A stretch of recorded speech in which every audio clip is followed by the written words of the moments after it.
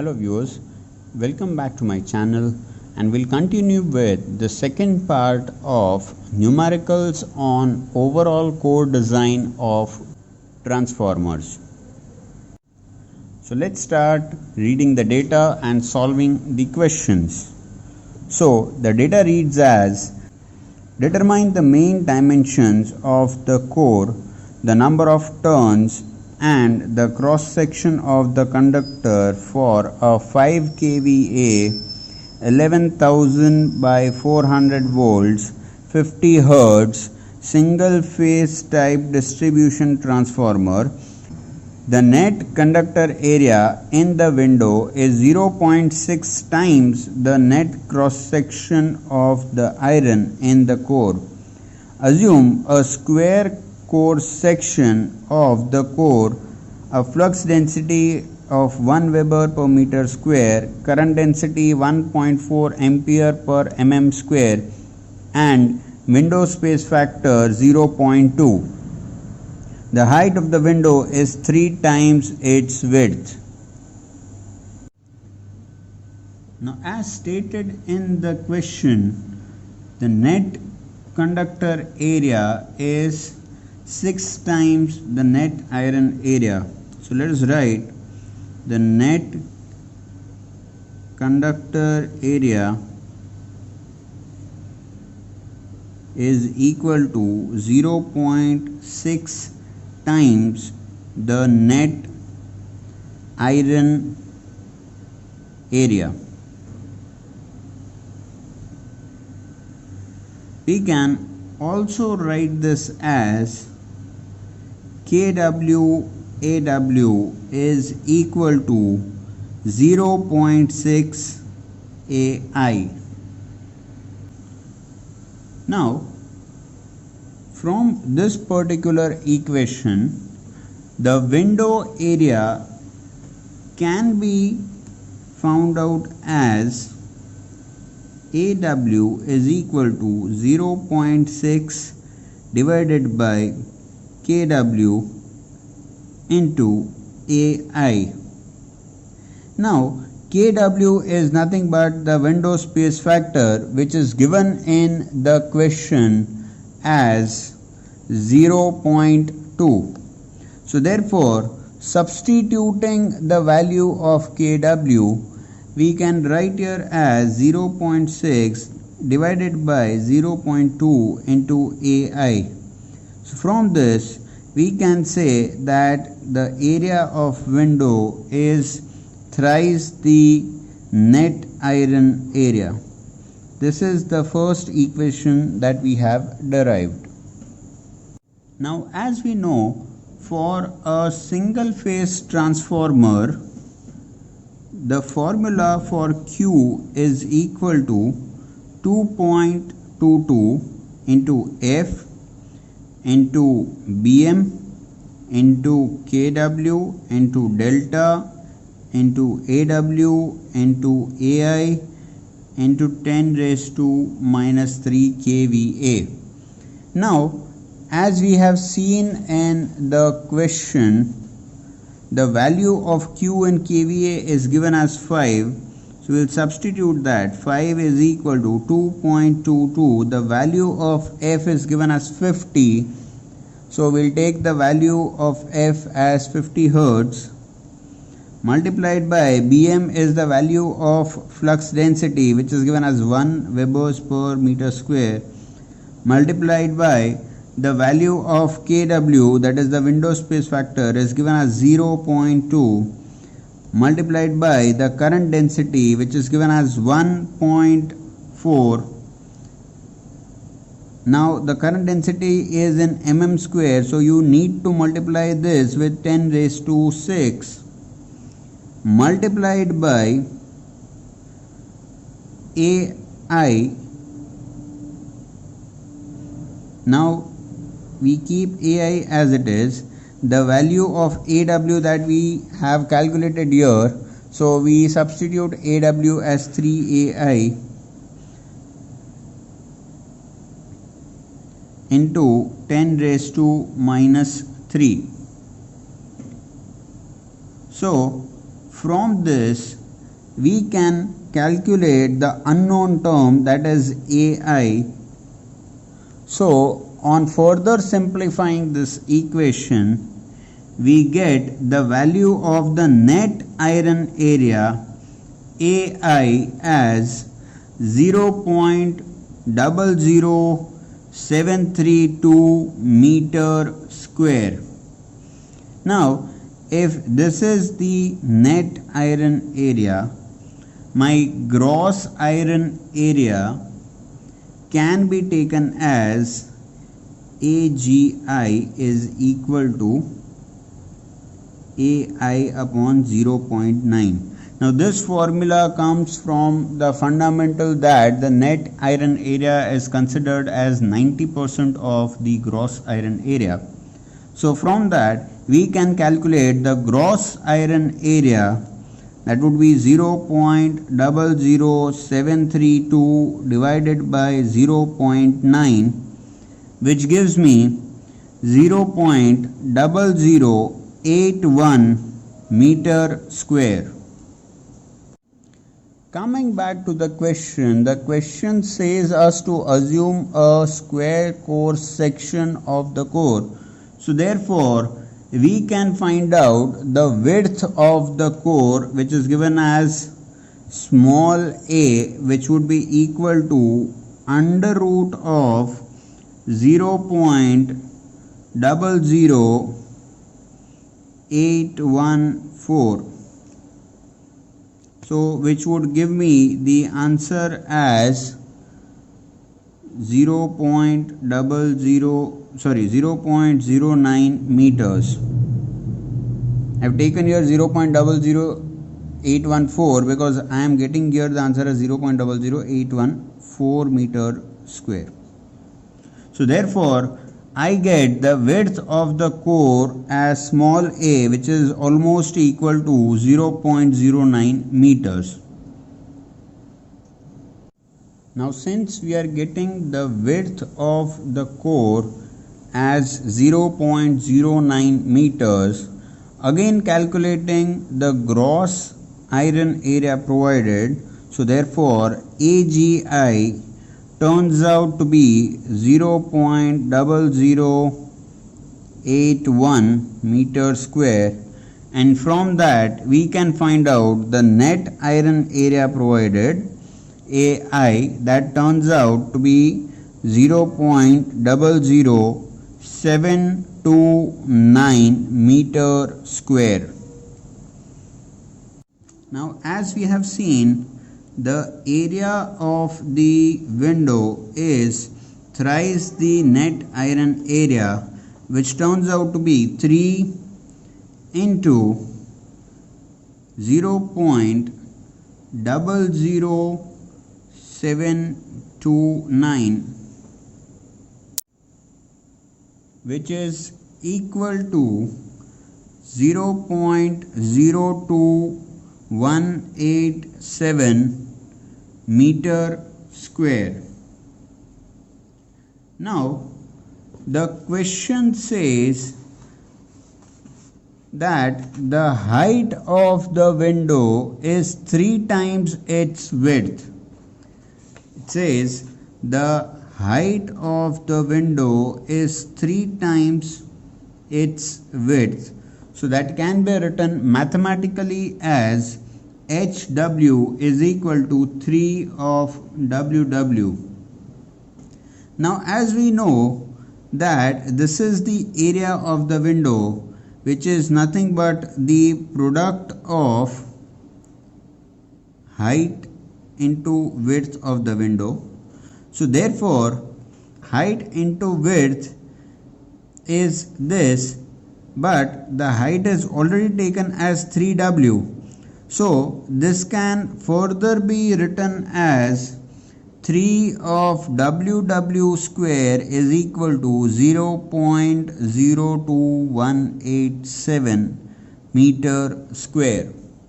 On further calculating, we get the width of the window approximately equal to 0.085 meters. Now once we have got the width, we can also get the height of the window from this particular formula. And therefore, HW would be equal to 3 into 0.085, which turns out to be 0.255 meters. Now, the yoke has the same gross area as the core, so therefore the gross area of the yoke AY can be written as 0.0081 meters square. And since it is a square core, we can also find the depth of the yoke as under root of AY, which would be again equal to A, which is 0.09 meters. And therefore we can also say that this would also be equal to the height of the yoke. Now the flux can be calculated by the flux phi can be calculated by the maximum flux density and the area of the core, which is nothing but the product of Vm and Ai. So we know from the question the value of maximum flux density is given as 1 Weber per meter square, and the value of Ai can be written as 72.9 into 10 raised to minus 3. So this turns out to be 7.29 into 10 raised to minus 3 Webers. Now the voltage per turn can be calculated as ET, which is equal to 4.44 F into phi m, which could be taken as 4.44. The value of F is given as 50 and the value of phi m, which we have calculated, is 7.29 into 10 raised to minus 3. On solving this, we get the answer as 1.625 volts. The primary turns is equal to the primary voltage divided by the secondary voltage multiplied by the number of turns of secondary. Now we know that the primary voltage are 11,000, the secondary voltage are 400, and the number of turns of secondary are 246. Now you might be furious that how are we getting this 246? From where did we get the turns of the secondary? So I would like you to pause the video and think over it for a minute, that how did we substitute the value of TS as 246. So I hope you got the answer, but if not, let us discuss that. As we have seen, the voltage of secondary is given as 400 volts. Now the secondary winding has 400 volts and the voltage per turn is given as 1.625. So 400 divided by 1.625 would give you the number of turns as 246. So by calculating this entire thing, you get the number of primary turns as 6765. Now the primary current IP can be calculated from 5000 by 11,000.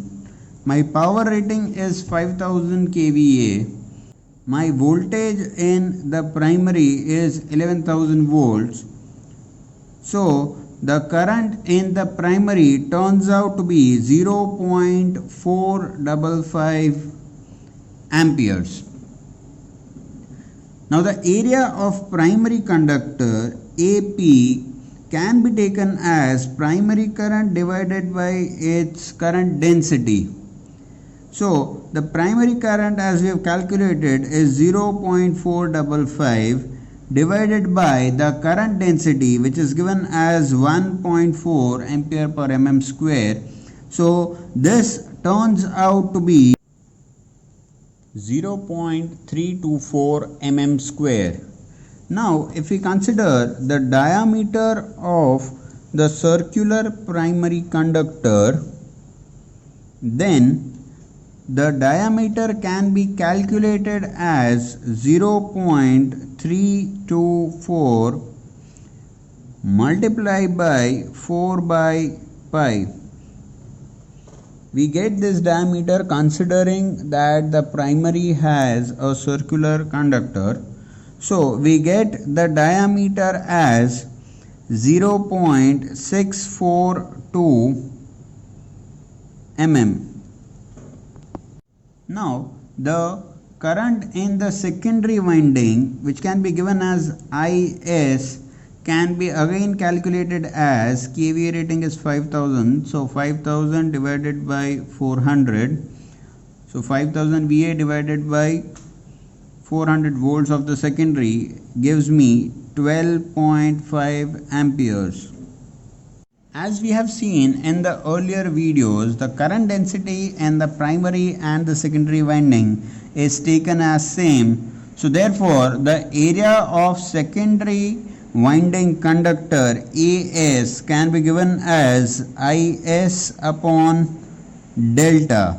Now the value of IS that we have already calculated as 12.5 divided by delta is 1.4, which gives us the secondary area as 8.93 mm square. Now using a square conductor of 3 by 3 mm square. Why we are using a square conductor of 3 by 3 mm square? Because that is the nearest to 8.93 mm square. Therefore the area of the secondary conductor, that is AS, becomes 9 mm square. From this we can say the distance between the core centers D is equal to A plus WW, which is the width of the window. A is 0.09, whereas WS is 0.085, which gives us the distance between the adjacent core centers as 0.175 meters. The length of the frame, that is capital W, can be given as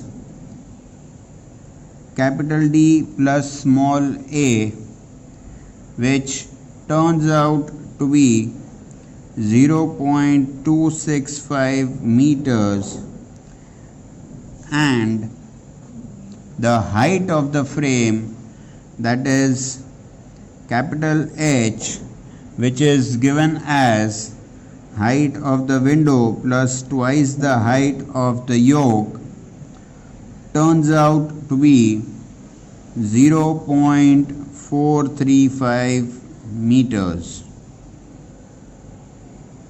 Now before moving to the next example, I would like to discuss a bit about the vertical and the horizontal cross section for a single phase shell type transformer. First, let us have a look at the vertical cross section. If you see this particular core length, this particular is the width of the window. This is the width of the stamping A. This is the width of the window WW. Similarly, on the right hand side, this is the width of the window and this is the width of the lamination A. The only difference here is if you talk about the central limb, the width is considered as twice of A. So if you talk about the overall width of the core of a shell type transformer, so the overall width can be written as twice of WW plus 4A. And if we talk about the height of the particular transformer core, so H can be the height of the window plus the height of the top yoke and bottom yoke, that is 2HY. So this remains same, the height remains same, but the width changes. So we have an extra 2A here. Moving ahead to the horizontal cross section of the shell type transformer. So this is the entire width of the transformer. The depth of the yoke is given by B, and this is the depth over the particular winding. Now, after understanding the diagram of horizontal and vertical sections of a shell type transformer, let us move to the data of the numerical, which reads as: calculate the main dimensions and winding details of a 100 kVA 2000 by 400 volts 50 Hz single phase shell type oil immersed self cooled transformer. Assume EMF per turn as 10 volts. Flux density in the core is 1.1 Webers per meter square. Current density is 2 ampere per mm square. Window space factor is 0.33. The ratio of window height to window width and the ratio of core depth to the width of the central limb is 2.5. The stacking factor is 0.9. Now first, let us calculate the net iron area with the help of EMF per turn. So therefore, net iron area AI is equal to EMF per turn divided by 4.44 into F into Bm. Substituting the values as given in the data, we have EMF per turn as 10 divided by 4.44. The frequency is given as 50 Hz and the maximum flux density is given as 1.1 Webers per meter square. On calculating this, what we get is 0.041 meter square. Now once we have found out the net iron area, we can find out the gross iron area as 0.041 divided by 0.9, which turns out to be 0.0455 meter square. Now, as given in the question, it says the ratio of the window height to the window width and the ratio of the core depth to the width of the central limb. Core depth is given by B and the width of the central limb is given by 2A. So the ratio is 2.5. So we can write this as B upon 2A, which is equal to 2.5. Now we have the gross iron area that is AGI, which is equal to 2A multiplied by B. Therefore, the value of B can be taken as 2.5 multiplied by 2A, and substituting the same here, we get AGI, which is equal to 2.5 into 2A square. Now we already know the value of AGI, so we can directly write this as 2.5 multiplied by 2A square can be taken as 0.0455 meter square. So from this we can find out the width of the central limb, that is 2A, which turns out to be 0.135 meters. Now once we have found out the width of the central limb, we can find out the core depth, which is 2.5 into the width of the central limb. So 2.5 multiplied by 0.135, which gives me the answer as 0.3375 meters.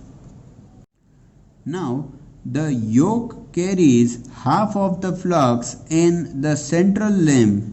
Assuming the same flux density in the core as in the limb, the area of the yoke is equal to half the area of the central limb.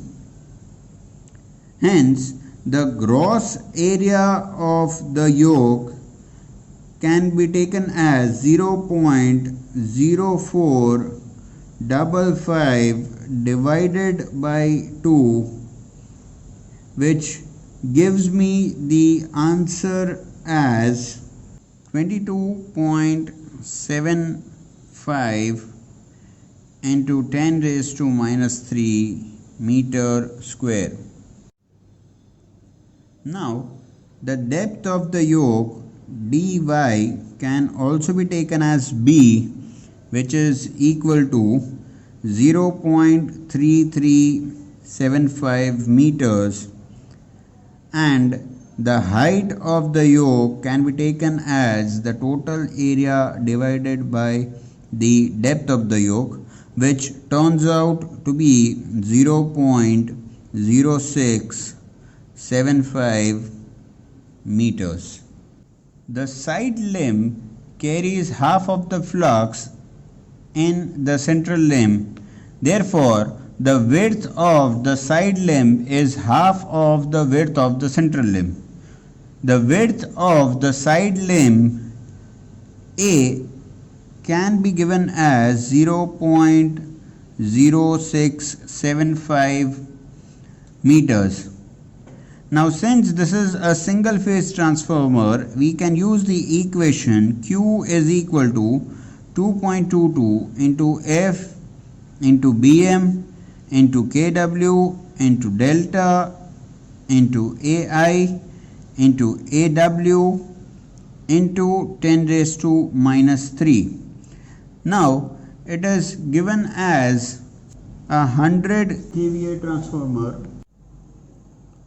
So substituting the values, we get 100 is equal to 2.22. The value of F is 50 multiplied by the value of Bm is 1.1 multiplied by the value of window space factor is 0.33 multiplied by the value of current density, which is given as 2 amperes per mm square, but since we need to convert that, we multiply this with 10 raised to minus 6 multiplied by the value of Ai is 0.041 and the area of window remains as it is, multiplied by 10 raised to minus 3 is carried from the above equation. So from this equation we can find out the area of window as 0.0303 meter square. Now we know that the area of window is nothing but the product of height of the window and the width of the window,